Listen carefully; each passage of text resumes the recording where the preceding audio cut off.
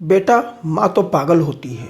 आधी रात होने को थी कि तभी फ़ोन की घंटी बजती है। रितेश नींद से जाग बड़ा खुश होकर फ़ोन की तरफ भागकर फ़ोन को रिसीव करता है। उसको उम्मीद थी कि उसकी गर्लफ्रेंड ने उसको जन्मदिन विश करने के लिए फ़ोन किया होगा, लेकिन फ़ोन की दूसरी तरफ से आवाज़ आई, जन्मदिन की हार्दिक शुभकामनाएं बेटा। आज मेरा प्यारा बेटा पूरे 24 साल का हो गया है। मम्मी की आवाज़ सुनते ही रितेश के चेहरे के भाव बदल गए। उसने झल्लाकर कहा कि मम्मी, आपको समझ नहीं आता क्या? इतनी छोटी बात के लिए आपने मेरी नींद खराब कर दी। विश तो आप मुझे सुबह भी कर सकती थी। और झटके से फ़ोन काट देता है। थोड़ी देर बाद फिर से फ़ोन बजता है। रितेश फिर से फ़ोन उठाता है और लेकिन इस बार फ़ोन पर उसके पापा थे। रितेश बोला, थैंक यू पापा, आपने मुझे बर्थडे विश करने के लिए फ़ोन किया, वो भी इतनी रात को। पापा बोले, नहीं रितेश, मैंने तुम्हें विश करने के लिए नहीं बल्कि ये बताने के लिए फ़ोन किया है कि तुम्हारी माँ बिल्कुल पागल है। वो इतनी पागल है कि पिछले कई दिनों से मुझे हर दिन तेरा जन्मदिन याद दिला रही थी।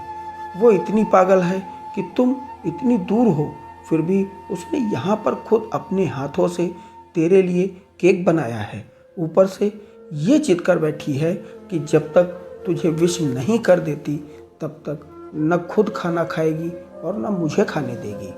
रितेश सब शांति से सुन रहा था और उसे अब महसूस हो रहा था कि उसने अपनी माँ के साथ अच्छा व्यवहार नहीं किया।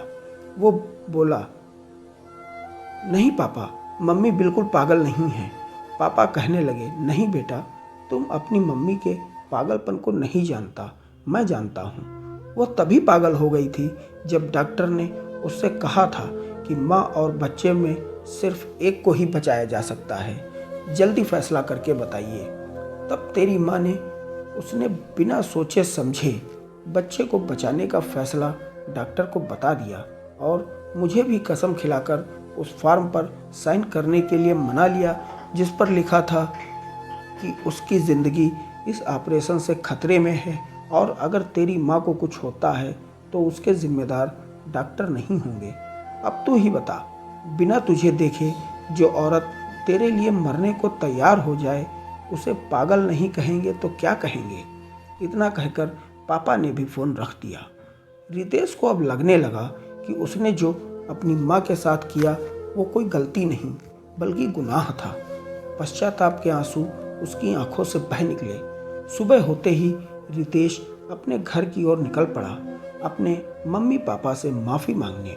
घर पहुंचते ही उसने सबसे पहले माँ से माफ़ी मांगी, जिसने उसे गले से लगा लिया। फिर वह अपने पापा से माफ़ी मांगने लगा। पापा ने कहा कि कोई बात नहीं बेटा, जा तू वापस चला जा अपनी दुनिया में। ये तेरी पागल माँ हमेशा मुझसे कहती थी कि तू उसके बुढ़ापे का सहारा बनेगा, लेकिन मैं उसे अब समझा दूंगा कि आज तक मैं उसे संभालते आया हूँ, वैसे ही आगे भी मैं उसे संभाल लूँगा। आखिर जो बेटा उसके एक फ़ोन से परेशान हो जाए वह उसे उम्र भर क्या संभालेगा।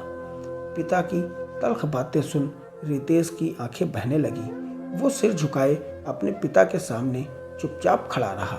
उसके मुंह से चाह कर भी शब्द नहीं निकल रहे थे।